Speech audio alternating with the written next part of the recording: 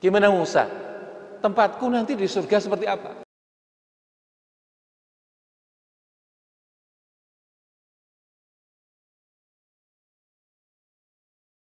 Warahmatullahi wabarakatuh. Alhamdulillahirabbil alamin wa bihi nasta'inu ala amrid dunya waddin. Assalatu wassalamu ala asyrafil mursalin sayyidina Muhammadin wa ala alihi wa sahbihi ajma'in.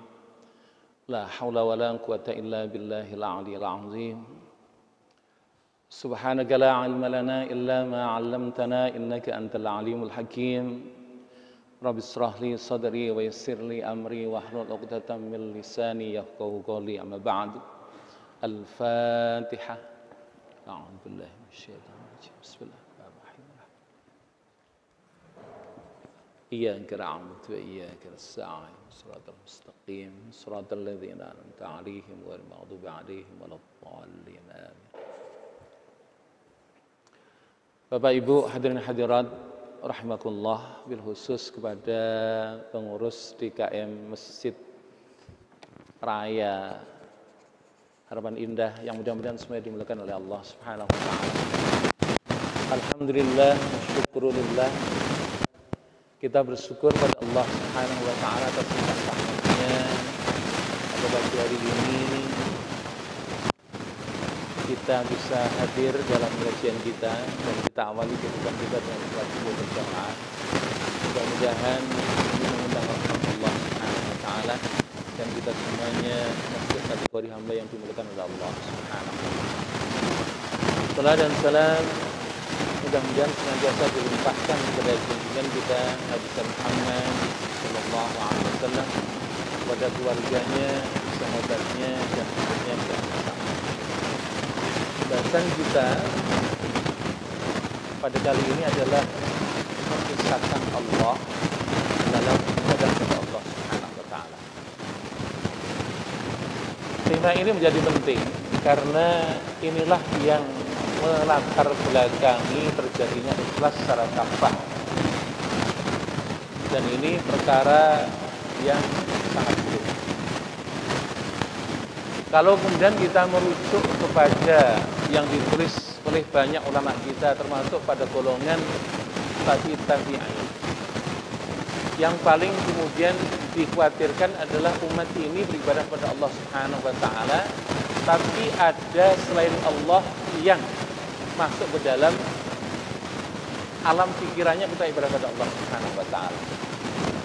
Imam Al-Muhasibi ini seorang seorang tabi'in. Itu menuliskan banyak di dalam kitabnya tentang masalah itu. Maka kemudian kita harus hati-hati betul dalam hal ini. Nah, apakah kemudian itu juga kemudian berjalan atau menjalan kepada kita sekalian? Karena mungkin itu jadi kepada kita sekalian. Baik, kemudian kita akan petakan itu supaya kemudian kita mendapatkan manfaat yang banyak dari nilai-nilai ibadah yang harusnya kita lakukan dan kemudian kita lakukan dengan baik dan benar. Dasarnya. Firman Allah Subhanahu wa taala, Allah firmankan, Bismillahirrahmanirrahim, wa ma umiru illa liya'budullaha mukhlishina lahuddin hunafa. Saya penggal ayatnya. Wa ma umiru, dan tidak diperintahkan kepada mereka illa kecuali liya'budullaha, agar mereka menyembah kepada Allah Subhanahu wa taala mukhlishina. Ada kalimat mukhlishina dari kalimat akhlasa yukhlisu, yang artinya ikhlas. Ikhlas itu artinya memurnikan niat murni untuk menyembah pada Allah Subhanahu wa taala, tidak kecampuran dengan yang lain. Dan ini bukan perkara yang gampang, tapi ini perkara yang baku dalam Islam. Ya. Jadi kalimat Allah katakan mukhlishina lahuddin, semata-mata karena Allah Subhanahu wa taala, tidak ada niat-niatan yang lain di dalam beragama itu tadi. Dan ini menjadi penting karena dengan ikhlas ini kan suatu yang sangat penting. dan kemudian tiket untuk diterima oleh Allah Subhanahu wa taala sebuah amal ibadah ada karena ikhlasnya. Maka menjadi penting bagi kita sekalian untuk ikhlas ini murni semata-mata karena Allah Subhanahu wa taala, tidak untuk dan karena yang lain. Nah, maka di dalam ibadah kita harus kita pastikan seperti itu, semata-mata karena Allah Subhanahu wa taala. Mohon maaf, banyak sekali hadis yang menjelaskan yang mestinya ini menjadi background atas keinginan kita, atau sesuatu yang kita inginkan, dan ini menjadi penyemangat, tapi sebagian kita dijadikan tujuan. Jadi keinginan yang harusnya menjadi sebuah keinginan, tapi sudah bergeser kepada menjadi tujuan. Ini yang sering terjadi atau banyak terjadi. Kalau nggak percaya nanti bikin sensus. Dari orang beribadah kepada Allah Subhanahu wa taala, kasih pertanyaan, question kepada mereka, sampean sholat itu untuk apa? Sampean haji itu untuk apa? Sampean ibadah itu untuk apa? Sampean sedekah itu untuk apa? Jawabannya insya Allah macam-macam. Dan dari jawaban yang macam-macam itu paling banyak adalah mengatakan karena kalau mati pengen masuk surga, atau karena supaya masuk surga. Kalau jawabannya kalau mati nanti ingin masuk surga, masih benar. Tapi kalau jawabannya adalah supaya nanti masuk surga, ini sudah menjadi masalah. Ya.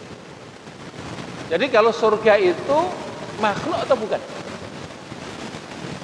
Saya ulangi, surga itu makhluk bukan? Makhluk.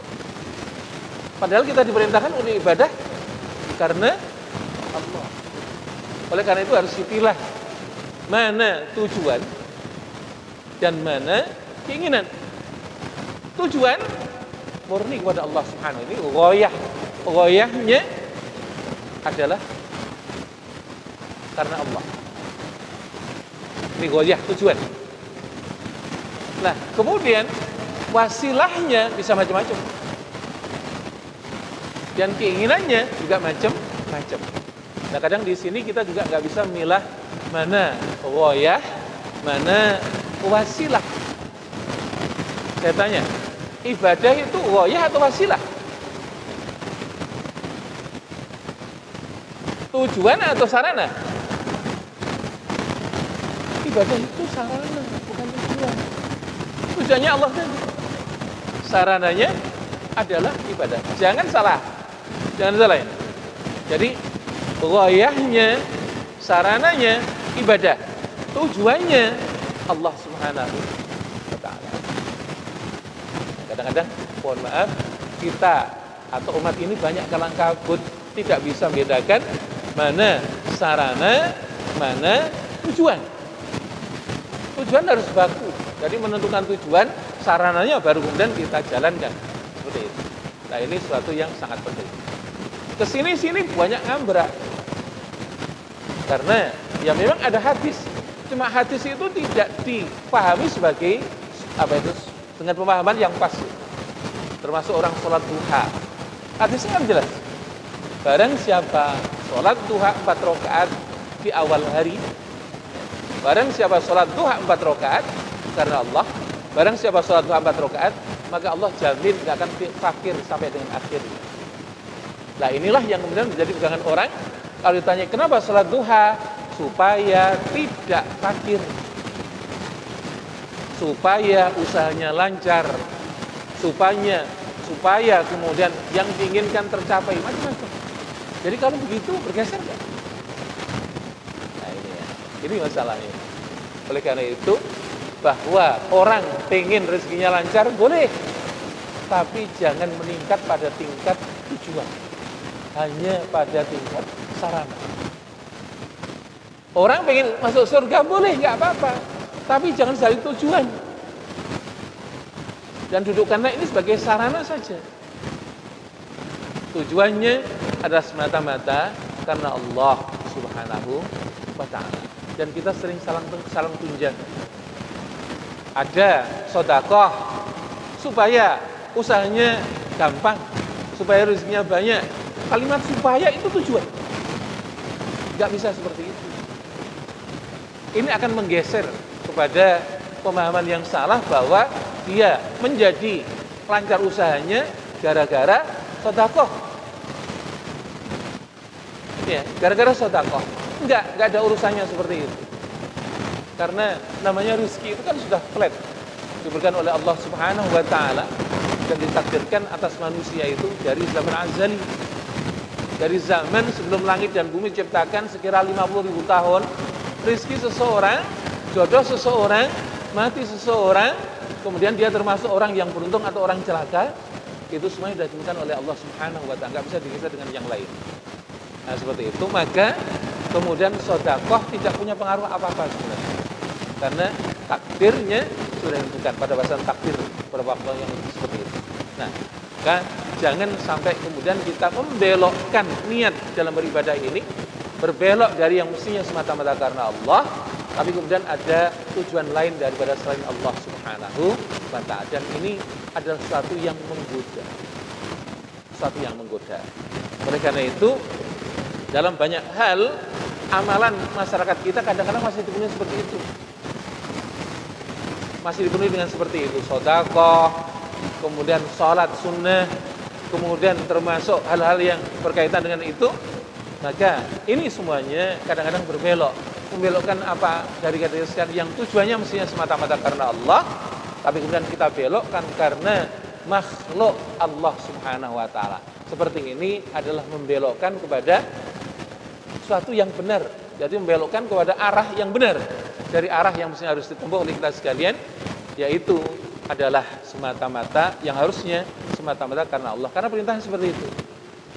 Ma umiru illa liya'budullaha mukhlishina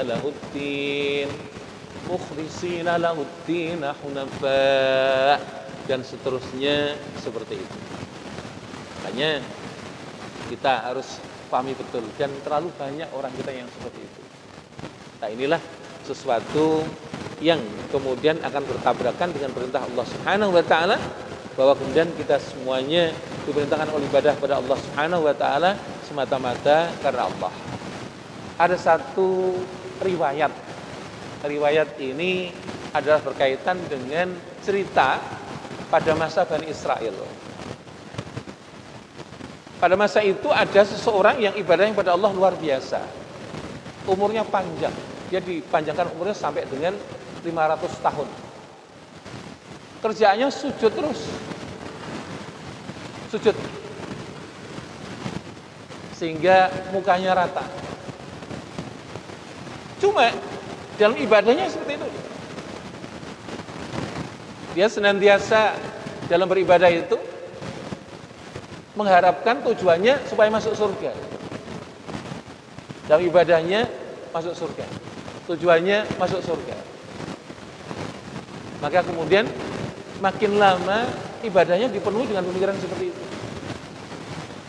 Yang ada dalam benaknya, nanti surga yang mana ya tempatku kembali. Kalau aku mati nanti masuk surga yang kelasnya seperti apa? Seperti itu. Nah, ini yang terjadi seperti itu. Terus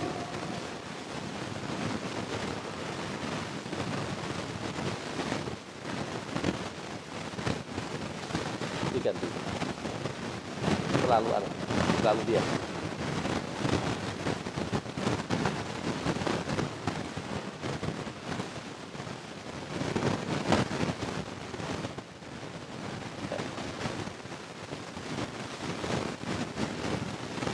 Baik, kita teruskan.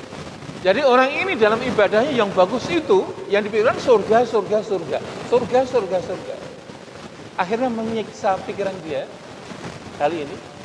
Kemudian dia menuju pada Nabi Musa alaihissalam karena penasaran dengan pemikirannya tadi.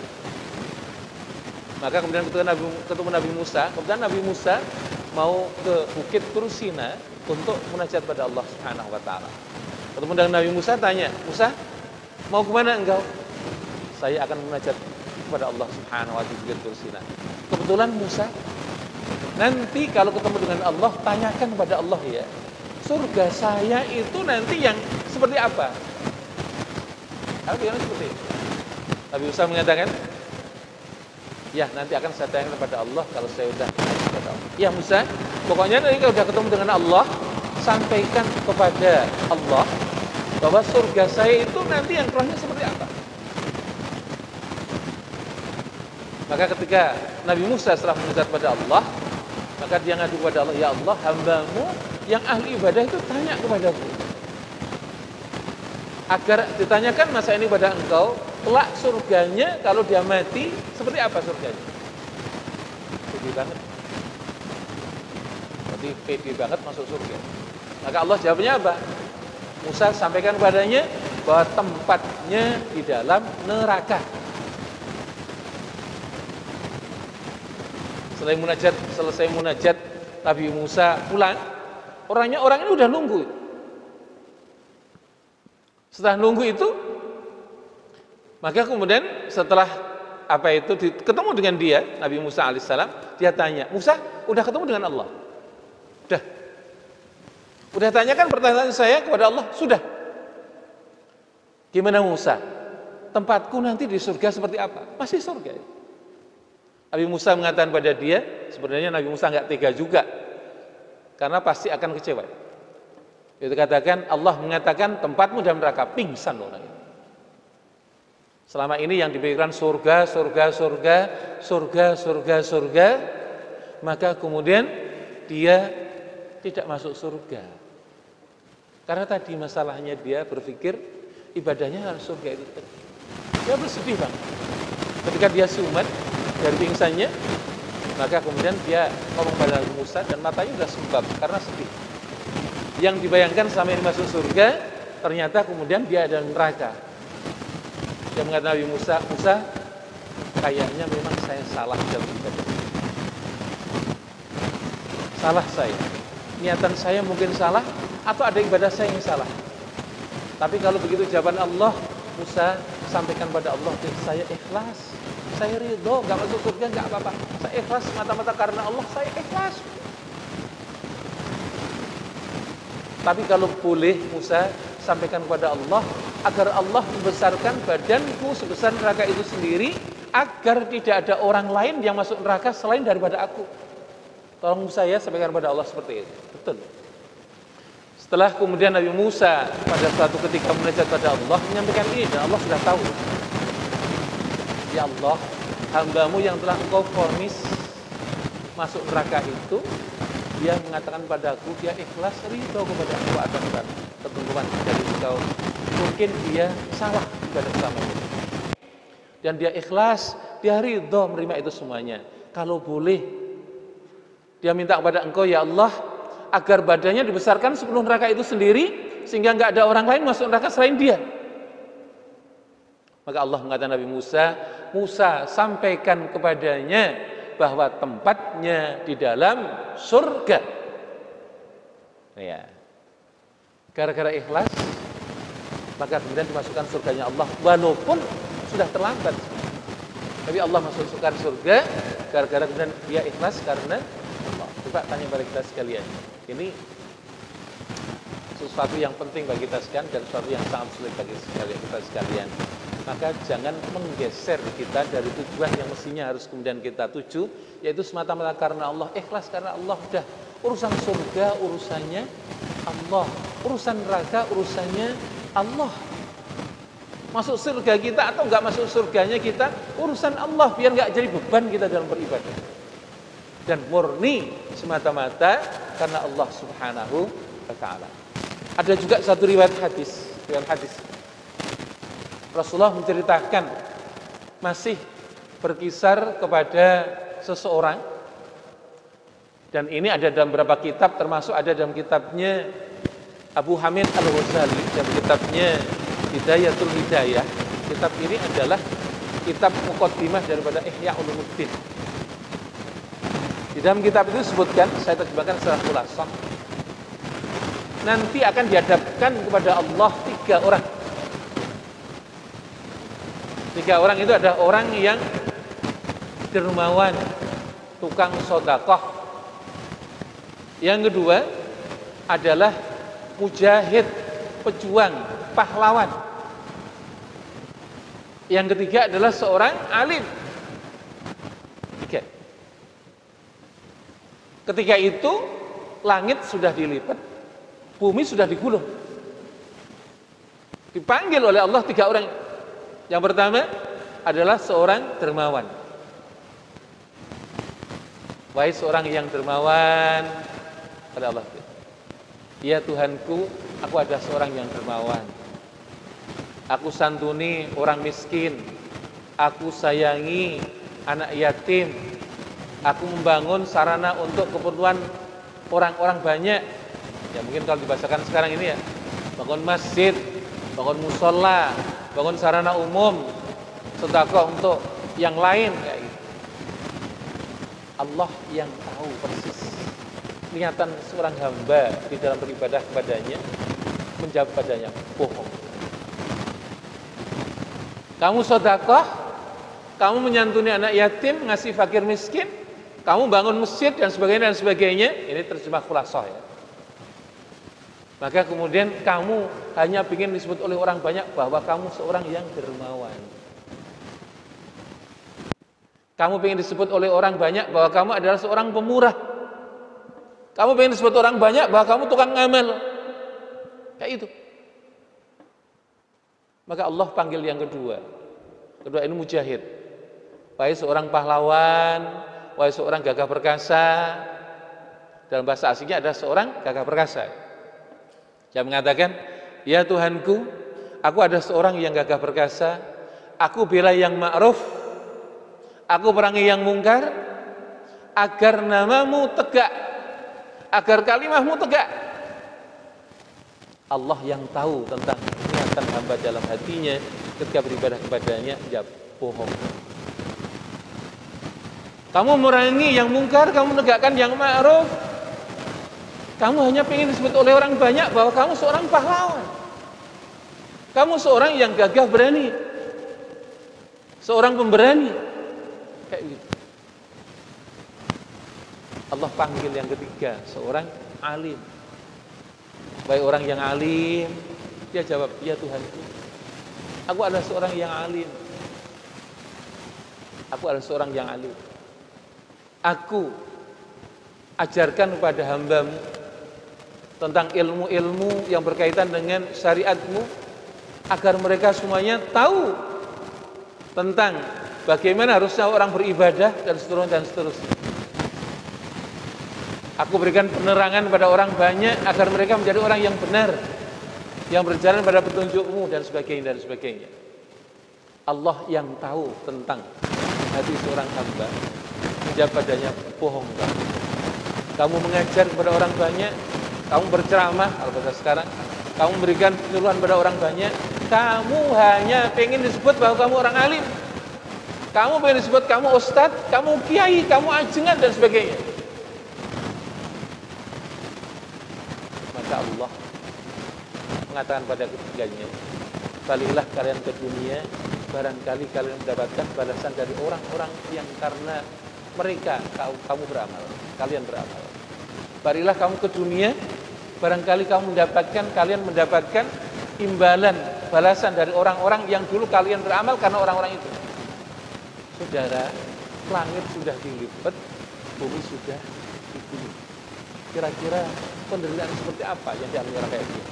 Semuanya ibadahnya yang tampaknya bagus, hanya fata morgana, gara-gara ada niatan di dalam beribadahnya selain daripada Allah Subhanahu wa taala. Ini perkara sirriyah dan sulit banget. Sulit banget itu. Maka di sini lagi-lagi ikhlas menjadi sangat dominan. Supaya kemudian kita tidak mudahkan Allah dengan yang lain itu tadi. Ya, dominan. Karena Allah Subhanahu wa taala, dan hanya karena Allah, dan hanya boleh karena Allah Subhanahu wa taala, bukan untuk yang lain. Sulit atau sulit? Terbersit sedikit saja, maka kemudian bubar. Maka saya katakan episode yang paling sulit dari orang ibadah pada Allah Subhanahu wa taala adalah ibadahnya semata-mata dalam rangka mengisahkan Allah Subhanahu wa taala, bukan untuk yang lain. Jadi saya suka ledekin kawan-kawan di partai itu kadang-kadang, kalian itu sedekah, Anda jalan, Anda apa itu jaharkan boleh, nggak apa-apa. Tapi kalau kemudian pakai bendera partai, jangan-jangan kemudian supaya di samping sedekah, supaya partai Anda dikenal, dan itu hilang ikhlasnya. Ada santunan korban banjir, pasang bendera, banyak nggak? Bencana alam, pasang bendera, banyak nggak? Ya tampaknya sedekah, tapi karena ada tendensi lain selain Allah Subhanahu wa Ta'ala, jadinya kayak seperti itu nanti.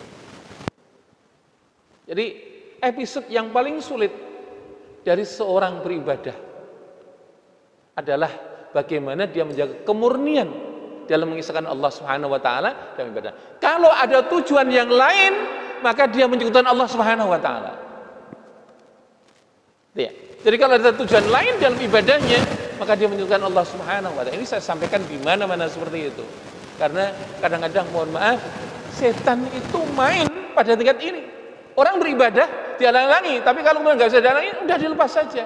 Tapi kemudian hatinya dipengaruhi supaya kemudian ada tujuan lain selain dari Allah Subhanahu wa Ta'ala tadi. Kalau seperti ini, maka tendensinya adalah kemudian ini ada pembelokan atas niatan yang benar, yaitu tidak murni semata-mata karena Allah Subhanahu wa Ta'ala. Dan ini berat betul. Makanya di dalam apa itu baca Quran dan sebagainya, baca Quran itu kayak sedekah. Jadi kalau kemudian kita bacanya di depan orang banyak keras, itu seperti sedekah jahar, nggak apa-apa selagi masih ikhlas. Tapi dibandingkan dengan kita harus sembunyi-sembunyi, maka bagusan sembunyi-sembunyi. Sedekah juga gitu, di depan orang banyak jahar boleh nggak apa-apa selagi ikhlas. Tapi kalau kemudian dibandingkan dengan sembunyi-sembunyi, maka bagusan sembunyi-sembunyi. Nah, pada generasi-generasi awal umat ini, maka sedekah itu disembunyikan. Rasulullah mencontohkan, dijaharkan supaya memancing orang lain untuk sedekah yang lain. Tapi kemudian di sini beratnya juga setengah mati.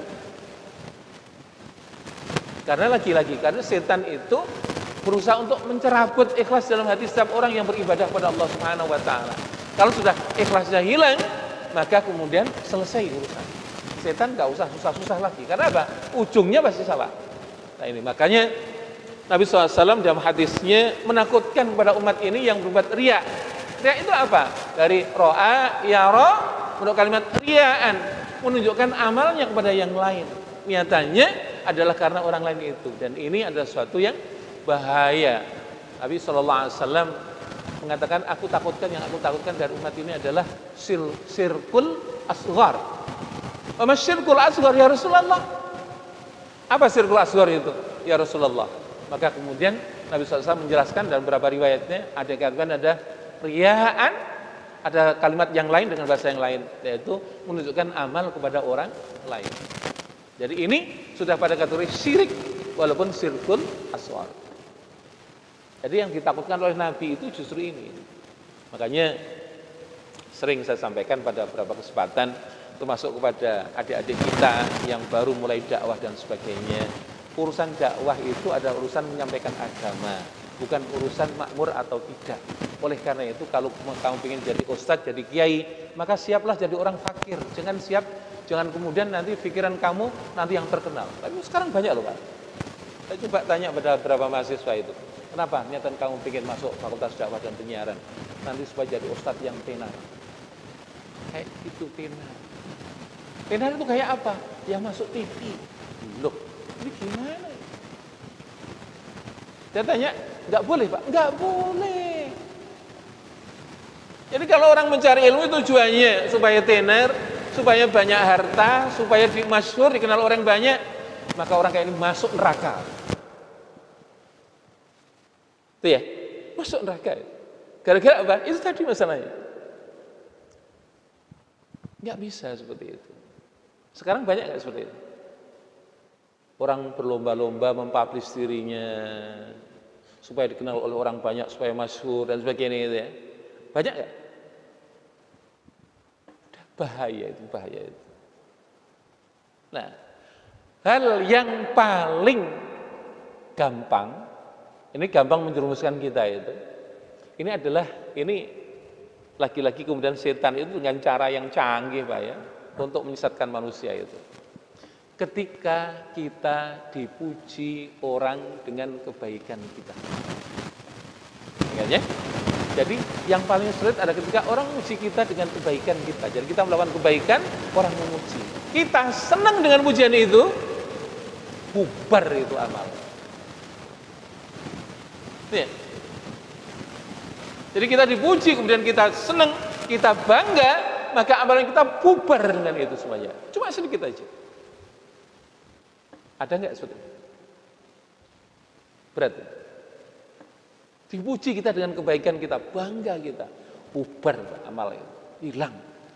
Kesapu air, kayak debu kesapu air hujan. Nah terus gimana? Kembalikan kepada Allah Subhanahu wa ta'ala. Jadi kalau kemudian kita sudah dipuji oleh orang dengan kebaikan yang dipandang oleh orang kepada kita sekalian, maka kembalikanlah pujian itu kepada Allah Subhanahu wa ta'ala, agar kemudian kita tidak gugur amal kita gara-gara bangga dengan pujian yang dipujikan oleh orang kepada kita sekalian. Lah bagaimana kalau dipublish? Ya lebih parah lagi kalau dipublish. Ya. Jadi untuk urusan amal, urusan ibadah ini personal sekali Pak. Biar Allah saja yang tahu, karena tujuan kita karena Allah. Yang harus kita usahakan seperti itu. Oleh karena itu, amalan sirriyah dalam hal ini jauh lebih bagus dibandingkan dengan amalan jahriyah. Nabi Shallallahu Alaihi Wasallam itu kalau sholat sunnah di rumah di kamarnya, supaya apa? Supaya orang nggak tahu. Supaya orang nggak tahu. Walaupun kemudian juga ada yang tahu. Dalam satu riwayat, jadi ada seorang pemuda yang iseng. Jadi Nabi itu kalau Ramadan itu sholat sunahnya di rumah. Orang-orang kumpul di masjid. Nabi sholatnya di rumah. Nah, kemudian ada seorang pemuda yang sahabat seorang muda yang kemudian pengen tahu ngapain sih Rasulullah itu kok di dalam aja. Ternyata sholat Rasulullah SAW, sholat, maka kemudian dia ikut. Ketika dia ikut sholat, rakaat pertama yang dibaca setelah Fatihah, maka dimulai daripada awal surat Al-Baqarah. Alif Lam Mim, dzalikal kitabu la raiba fihi, hudan lil muttaqin, alladzina yu'minuna bil ghaibi wa yuqimuna as-salata wa mimma razaqnahum yunfiqun. Panjang itu. Anak muda ini berpikir paling juga 50 ayat. Terusin. Ternyata 50, 14, 51 dan seterusnya. Dia berpikir mungkin hanya 100 ayat. Ternyata enggak. Terus sampai dengan wa'fu 'anna waghfir lana warhamna anta maulana fansurna 'alal qaumil kafirin. Satu surat Al-Baqarah. Ruku' dan rukunya itu sepanjang baca surat Al-Baqarah. Sujud dan seterusnya sepanjang itu. Pada rakaat kedua, maka kemudian Rasulullah membaca surat Fatihah, surat An-Nisa, Ali Imran sampai kelar. Bukan itu ada seperti itu. Rasulullah sembunyikan supaya tidak diketahui oleh orang. Nah, ini menandakan bukti bahwa amal sirriyah itu jauh lebih bagus daripada amal jahriyah, walaupun amal jahriyah itu boleh. Kayak gitu lah. Jadi Rasulullah menyembunyikannya karena kualitas yang bagus dan takut dipandang oleh orang. Apa itu? Dia kemudian takut kalau kemudian dipandang ini wajib atau yang lain. Maka kemudian beliau sirriyah. Nah, walaupun saya katakan bahwa jahriyah juga tidak apa-apa. Sahabat-sahabat dulu itu Pak, kalau namanya sedekah, uangnya diawur aja. Yang ke masjid pengen sedekah, orang yang di masjid diawur aja. Supaya apa? Supaya tidak diketahui siapa yang beramal itu. Kayak gitu Rasulullah SAW. Kayak gitu. Jadi supaya tidak diketahui maka uang itu diawur saja. Nah, maka tradisi itu kemudian diteruskan oleh sekarang. Kadang-kadang beramal dengan ditulis hamba Allah, gitu ya, supaya tidak ketahui. Tapi lagi-lagi setan itu canggih. Ini cerita saja bukan riwayat. Jadi ada orang, jadi kalau di masjid kadang-kadang itu kan umumnya masjid ya, tidak semuanya, kalau di sini tidak disebutkan. Kalau Jumatan kadang-kadang ngasih amplop pada pengurus masjid untuk keperluan masjid, tapi minta dibacakan Fatihah. Boleh nggak seperti itu? Boleh, nggak apa-apa. Jadi kalau kemudian dibuka amplopnya isinya 100.000 dari fulan bin fulan, bacaannya Al-Fatihah, datar. Tapi kira-kira kalau kemudian amplopnya isinya 500.000, kenceng nggak? Ini dari fulan bin fulan, mudah-mudahan pahalanya disampaikan untuk si fulan Al-Fatihah, kan gitu ya. Ini satu lagi amplop tebel banget, isinya 10 juta. Ini ada dari fulan, dari hamba Allah untuk orang tuanya. Kira-kira kenceng nggak? Kenceng. Al-Fatihah 10 juta. Dari situ kemudian orang digoda oleh setan ya. Cerita padamu, jangan harus 10 juta itu. Yang lain cuma 500.000, cuma 100.000. Kamu 10 juta, ceritakan. Yang ngomong sama temennya, itu yang hamba Allah itu aku itu. Tahu enggak?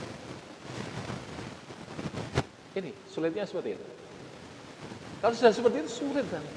Inilah hebatnya setan di dalam mengganggu manusia, dan kita termasuk boleh jadi orang yang terganggu dengan itu. Dah, yang paling gampang ini gangguan setan. Kalau ada kotak lewat, kuluk, Jumatan gitu. Ada 100.000 yang warnanya merah. Ada yang 50.000 warnanya biru. Ada 20 ribuan warnanya hijau. Ada 10 ribuan yang warnanya ungu. Kira-kira yang masuk kotak 100 ribuan, 50 ribuan, 20 atau 10-an?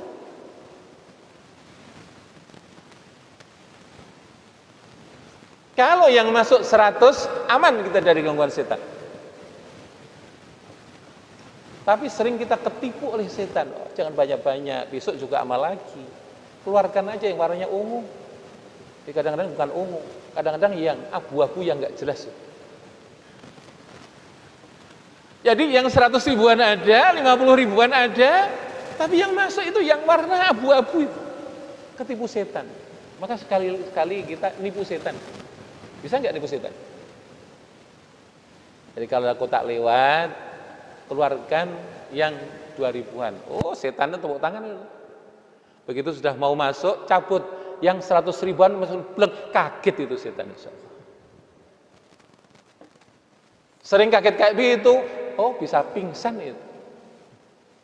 Kelamaan pingsan, masuk rumah sakit, stroke itu. Gara-gara ketipu oleh manusia. Cuma sayangnya yang suka ketipu itu kita.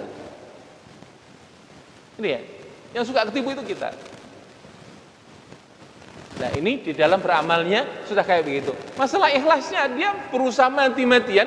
Bagaimana orang kemudian tercerabut keikhlasannya? Karena ada faktor syirik itu tadi, karena tujuannya kepada selain Allah Subhanahu wa ta'ala. Dan ini suatu yang sangat sulit.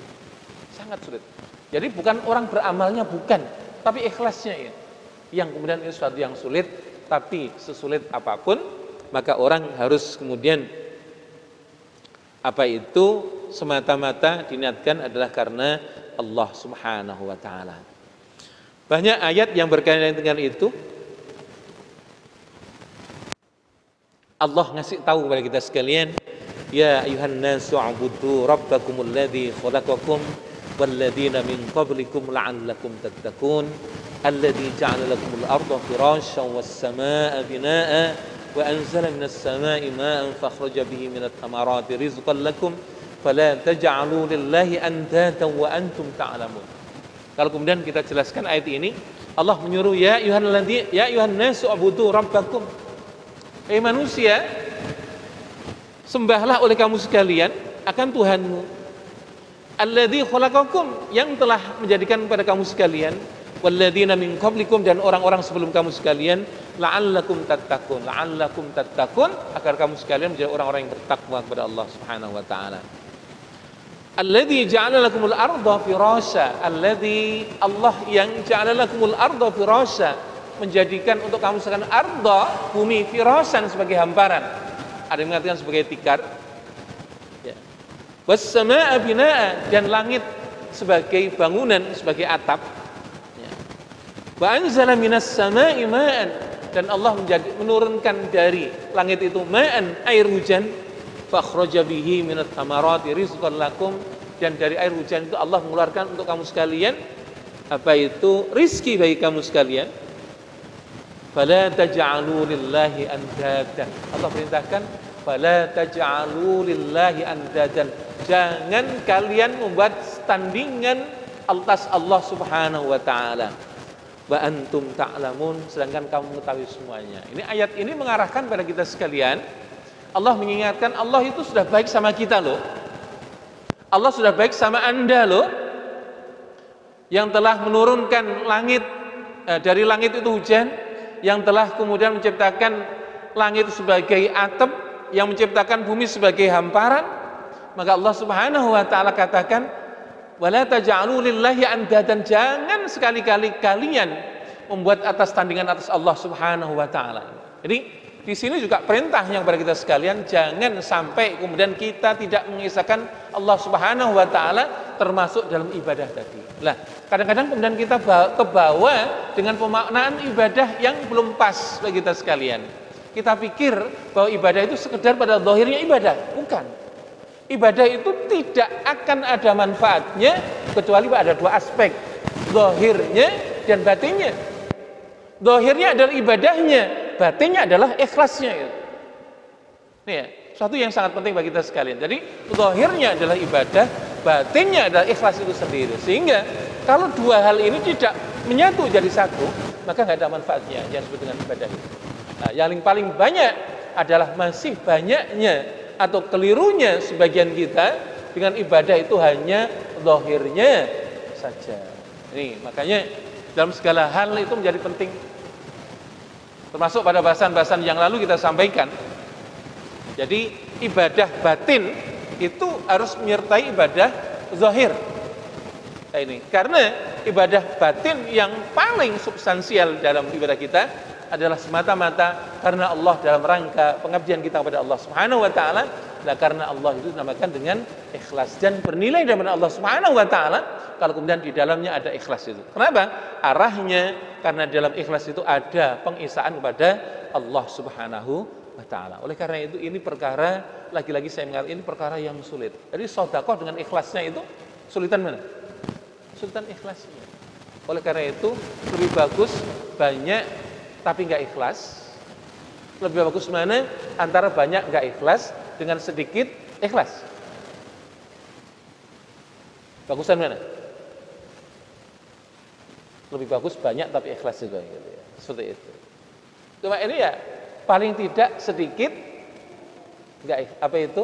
Sedikit ikhlas daripada banyak nggak ikhlas. Seperti itu. Ibadah juga kayak gitu.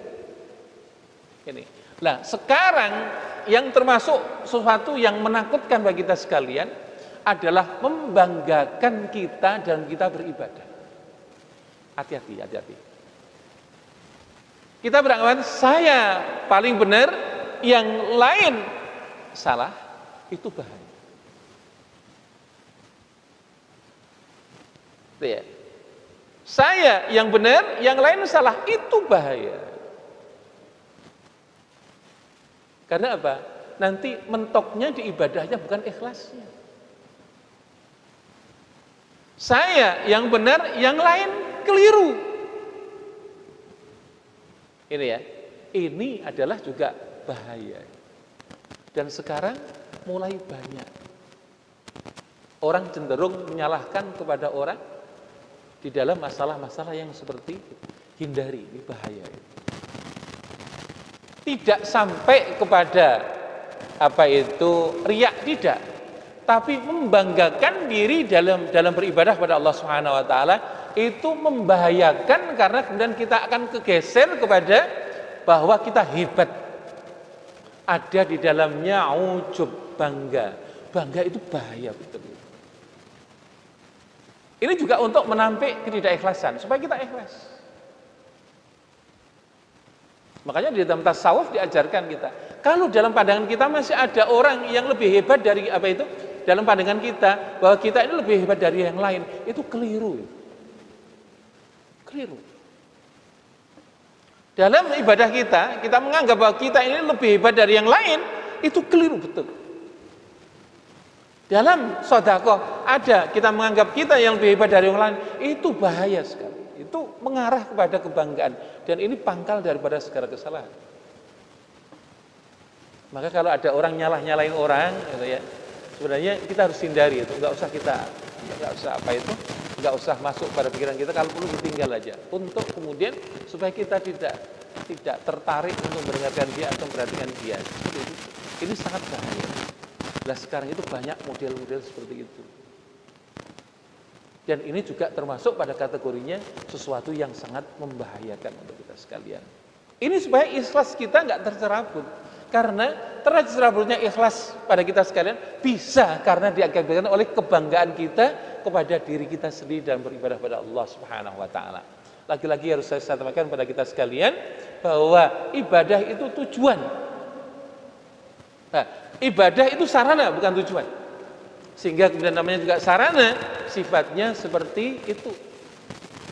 Suatu ketika ini saya diceritai oleh seorang kiai dan ini muridnya Mbah Khalil Bangkalan. Beliau diundang untuk ke Gresik untuk mimpin tahlil ke Gresik.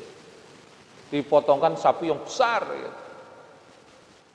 Maka kemudian sampai Gresik itu Mbah Khalil hanya baca la ilaha illallah 3 kali. Jadi suruh mimpin cuma baca la ilaha illallah 3 kali aja. La ilaha illallah. La ilaha illallah. Tok baca itu.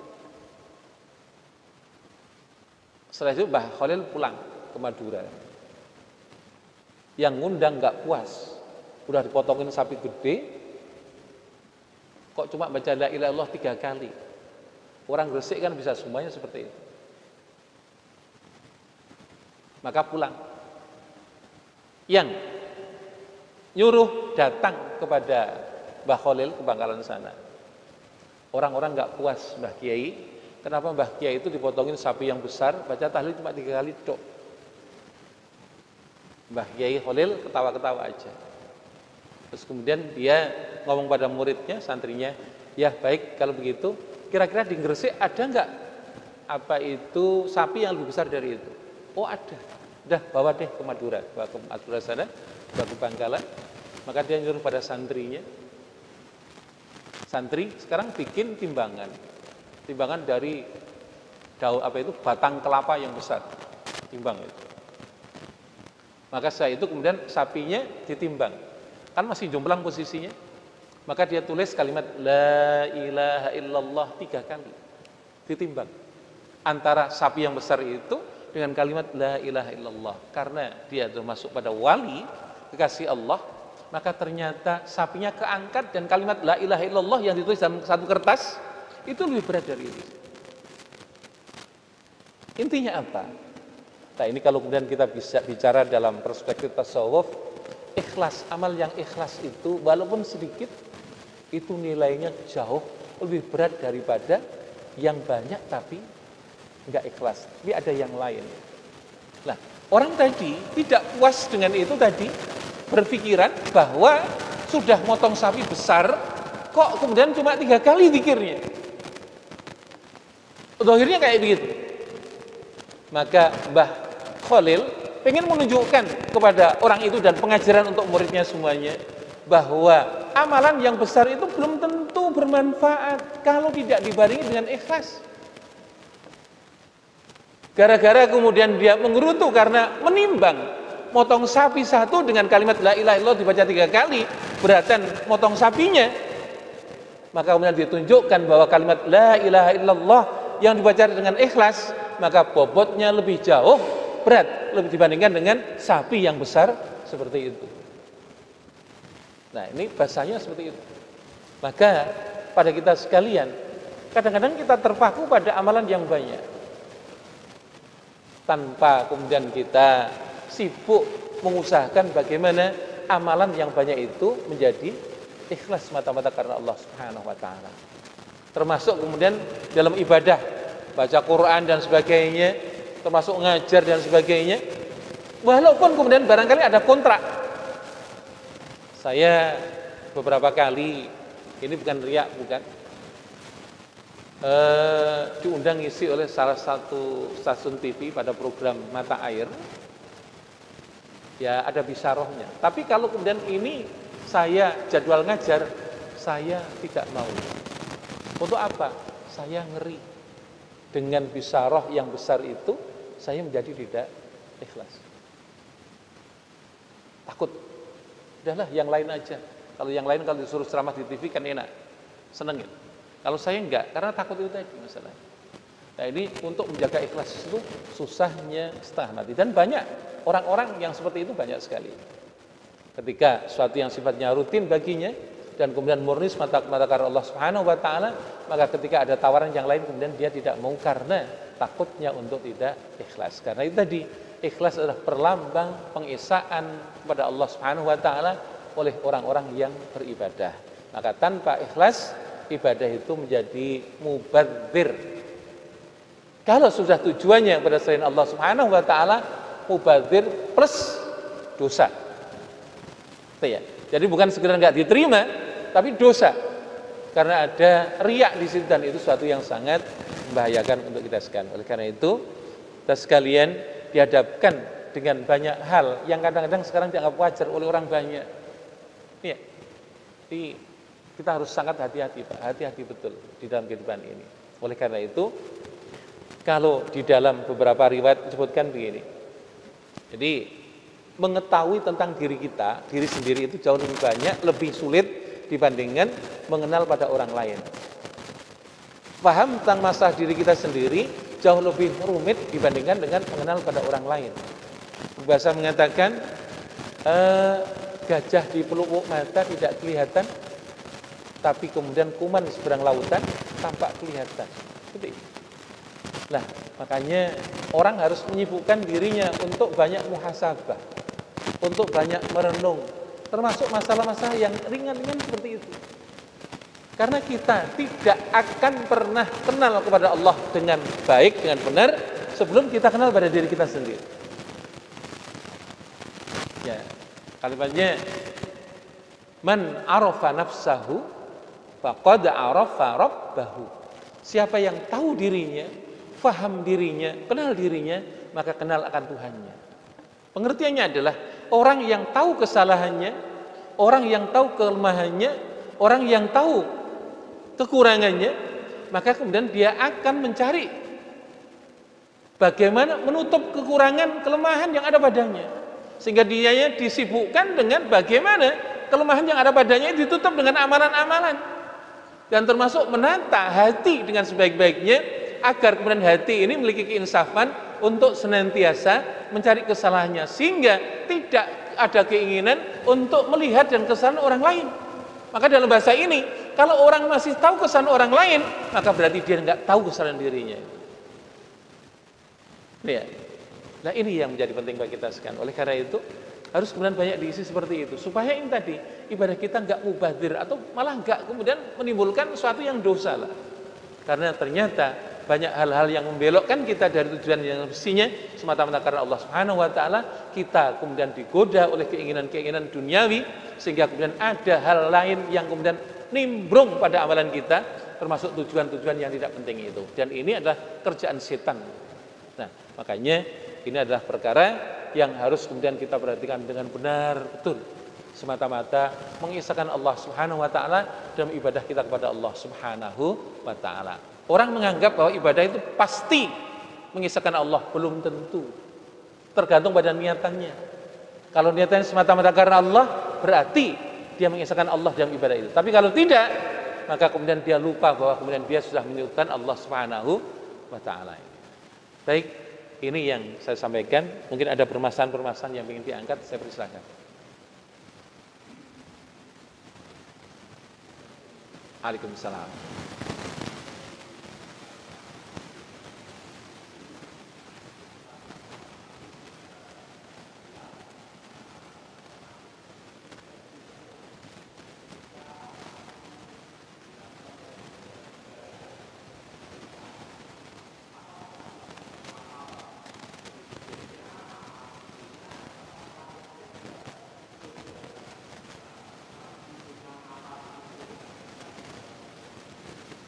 Waalaikumsalam warahmatullahi wabarakatuh. Jadi kalau pribadi jelas amal itu untuk dirinya ya.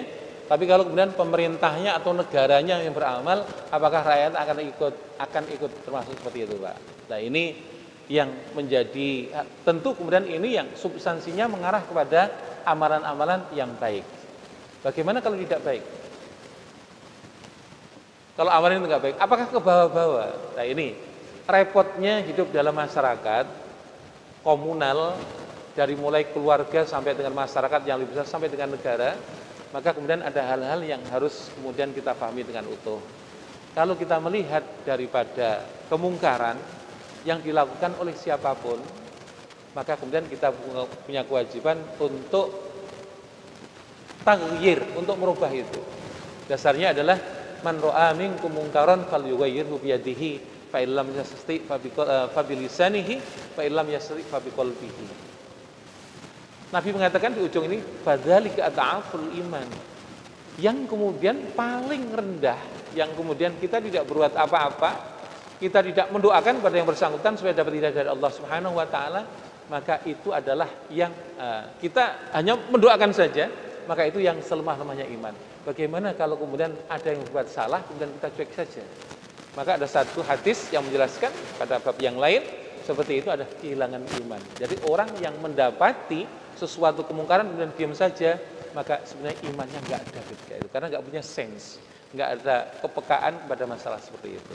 Nah, sekarang kalau kemudian itu yang salah itu presiden, apakah kemudian kita dibolehkan diam? Nggak boleh diam. Siapa yang mendiamkan suatu kemungkaran, kalau ini kemungkaran, maka kemudian dia ada bagian daripada kemungkaran itu. Siapa yang ridho atas kemungkaran, maka dia bagian daripada kemungkaran itu. Repotnya seperti itu. Jadi kalau ada sesuatu yang tidak baik yang dilakukan oleh siapapun sebenarnya, apalagi kemudian pada tingkatan yang seperti itu, maka kemudian kita harus bereaksi dengan reaksi yang benar, dengan agar kita tidak termasuk pada orang yang kemudian masuk kategorinya berbuat salah seperti itu, Pak. Nah, ini berat ya, berat. Makanya dalam banyak riwayat yang harus saya sampaikan, saya mengatakan begini, Pak, sesuatu yang terjadi sekarang ataupun kapanpun sebenarnya ini sudah disinyalir oleh Nabi Sallallahu Alaihi Wasallam, sudah disinyalir oleh Nabi Sallallahu Alaihi Wasallam. Ada satu riwayat hadis mengatakan bahwa kehidupan di akhir zaman itu, ya, sayati ala ummati zamanun, sayati ala nasi zamanun, akan datang kepada manusia suatu zaman. Yang zaman itu ada katanya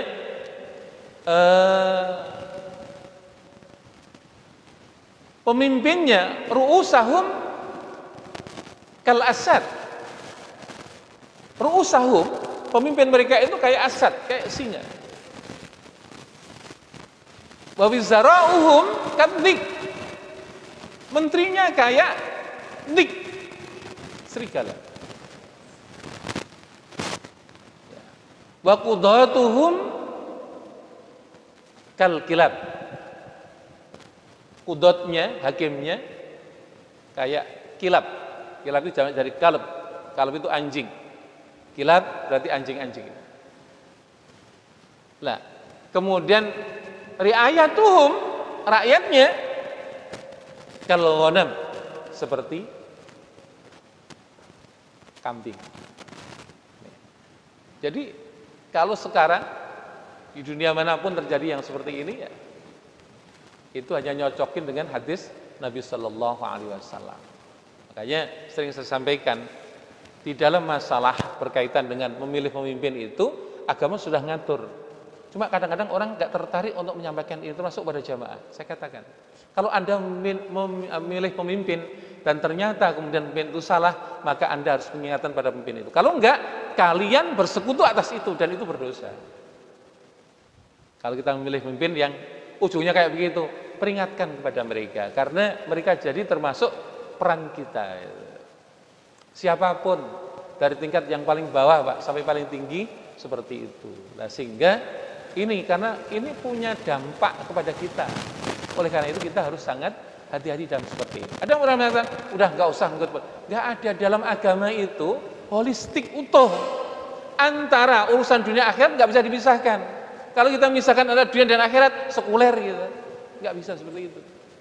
Jadi semuanya dibahas dan dirangkum dalam masalah agama. Saya sampaikan banyak di kawan-kawan, masuk kajian-kajian yang dilakukan oleh orang-orang Nahdlatul Ulama, saya sampaikan seperti itu. Supaya kemudian tidak mengamini pendapat yang misalkan antara agama dengan negara. Enggak ada seperti itu. Jadi ada kesatuan seperti itu karena hidup itu diatur oleh agama yang kemudian itu menyangkut seluruh urusan dan perkara-perkara dunia maupun akhirat. Negara itu urusan dunia, tapi ada akibatnya dengan masalah akhirat. Oleh karena itu kalau sekarang terjadi seperti ini ya kita ketawa-ketawa saja. Sudah ada di dalam hadis seperti itu. Oleh karena itu ya tinggal kita bagaimana menyikapi. Kalau kemudian Anda memilih yang salah dan mereka buat salah, maka Anda wajib untuk mengingatkan. Kalau tidak, Anda punya andil dalam dosa. Seperti itu. Tapi repotnya kemudian orang tidak sadar, ya udahlah, terserah kalau nggak sadar seperti itu. Nah, baik, ada yang lain?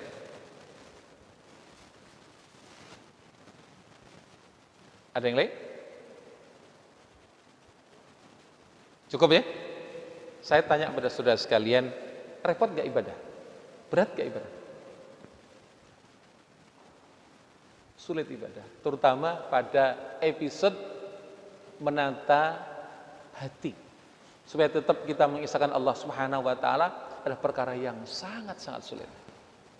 Maka Nabi mengajarkan kepada kita sekalian doa, Allahumma a'inna ala dzikrika wa syukrika wa husni ibadatik. Kalimat husni ibadatik, kalimatnya adalah sebaik-baik ibadah adalah ikhlas mata-mata karena Allah Subhanahu wa taala. Berat itu. Maka banyaklah kita muhasabah, terlalu banyak hal-hal yang menggelincirkan kita dari ketidaktahuan kita yang menjadikan ibadah kita justru kemudian mendatangkan sesuatu yang jelek karena tidak benarnya kita dalam menata niat. Betul, ini yang perkara yang sangat berat. Saya sampaikan pada mahasiswa-mahasiswa kita, kalau kalian jadi kiai, jadi ustadz, pengen jadi itu, niatnya supaya kaya, udah nggak usah jadi ustadz, nggak paten. Jadi apa? Periman pasar aja, pasti untung itu. Jadi pedagang aja pasti untung itu. Dimensinya kalau kemudian orang menjadi penyuluh agama harus kemudian menjadi pion untuk bagaimana mengajak orang beribadah pada Allah Subhanahu wa taala semata-mata karena Allah. Guru saya Kiai Abdul Mujib Ridwan, Kiai Abdul Mujib Ridwan itu putranya Kiai Ridwan Abdullah. Kiai Ridwan Abdullah itu yang membuat gambar Nahdlatul Ulama ini, yang bikin itu.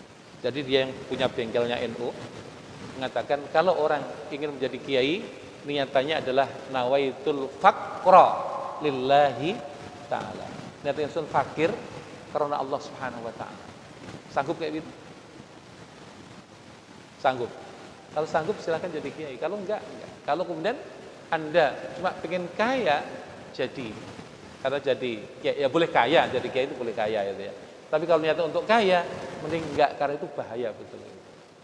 Gitu ya. Sangat bahaya. Nah, prakteknya sekarang kenyataannya sering terjadi. Dulu sebelum apa itu jadi kiai miskin, setelah jadi kiai tenar jadi kaya, gitu ya. Kalau orang dulu kan enggak, Pak. Orang dulu itu kalau kemudian apa setelah menyebarkan agama jadi miskin. Kalau sekarang setelah menyebarkan agama jadi kaya. Saya tidak menyalahkan dan saya nggak mau berpretensi apapun, tapi sebenarnya ini adalah potret bagi kita sekalian untuk namanya hati, terutama ustadz muda harus hati-hati. Kalau toh kemudian Anda dapat gaji, Anda dapat bisyarah, Anda mendapatkan living cost dan sebagainya, jangan ini menjadi tujuan. Pahami ini adalah berasal dari Allah dan kebaikan. Tapi kemudian niatannya yang utama dan semula harus kita luruskan semata-mata karena Allah Subhanahu wa ta'ala. Apabila kemudian kita dipuji oleh orang gara-gara kita banyak sedekah, maka jangan bangga dengan itu. Nanti akan gugur kebaikan kita. Kembalikan pujian itu kepada Allah Subhanahu wa ta'ala. Ini suatu yang tidak gampang dan ini adalah suatu yang menjadi batasan antara benar dan salah dalam beribadah kepada Allah Subhanahu wa ta'ala. Dan saya katakan ini adalah suatu yang sangat sulit. Mudah-mudahan Allah tolong kepada kita sekalian. Al-Fatihah. A'udzubillahi minasyaitonir rajim. Bismillah. Iyyaka na'budu wa iyyaka nasta'in. Shiratal mustaqim, shiratal ladzina an'amta 'alaihim ghairil maghdubi 'alaihim waladdallin. Amin. Kita tutup dengan bacaan majelis. Subhanakallahumma bihamdika asyhadu an la ilaha illa anta astaghfiruka wa atubu ilaik. Wa minkum. Assalamualaikum warahmatullahi wabarakatuh.